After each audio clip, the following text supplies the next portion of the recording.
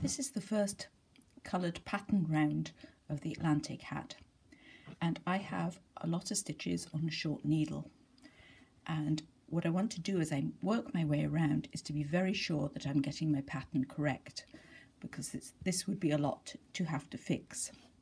So as I go, I routinely stretch out my stitches and check. In this case I'm doing groups of 4 pairs, so that's one group. Then the next group has the red in front and the yellow at the back. That's 2, 3, 4. So my next group should be a yellow knit, red purl.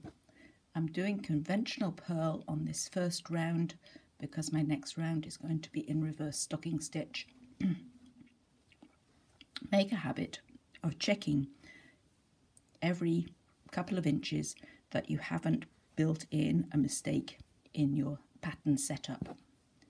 Now you can still have a mistake with the stitch numbers, especially when there's a very great number of them. So there's my next set of 4.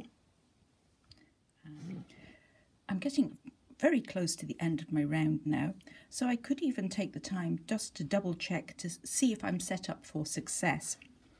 And there's 4 yellows in front, there's 4 reds in front, and I began with yellow in front, so my repeat is actually yellow in front, red in front.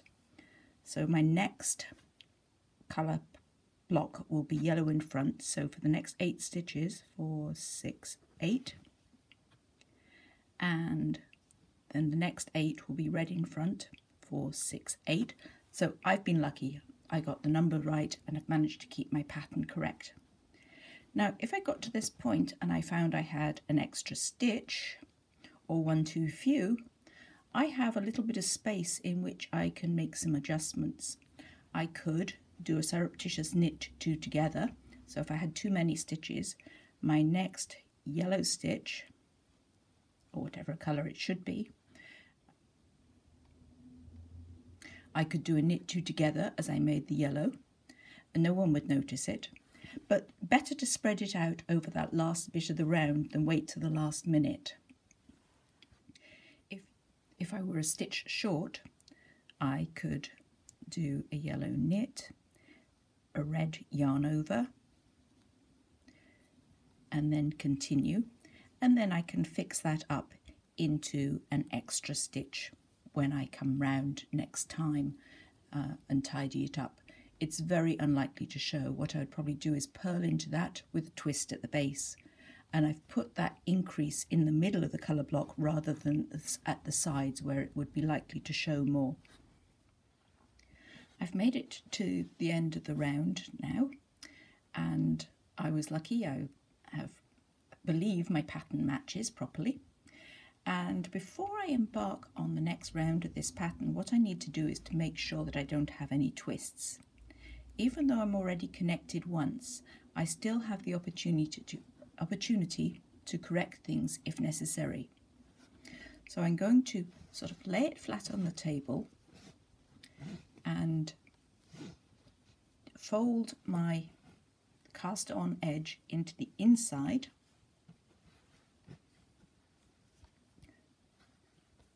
making sure it doesn't do a complete loop around the needle. And in fact, I don't have a twist in there. But had I had a twist, let's put one in.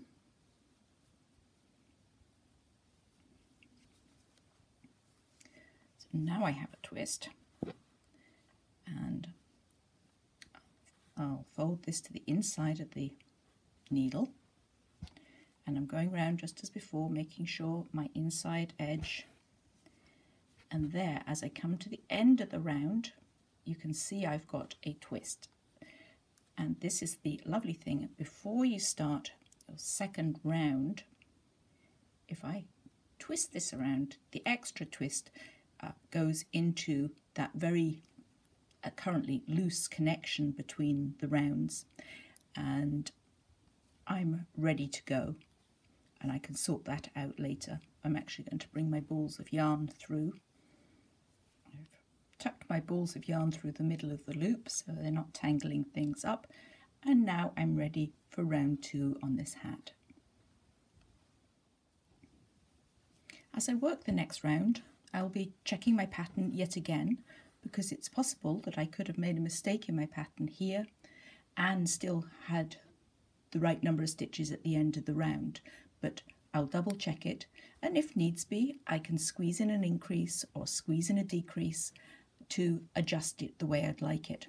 And this idea of compensating with a very long edge by a minor adjustment of plus a stitch or minus a stitch can be used on regular single yarn knitting. You've got to set up a very complicated rib.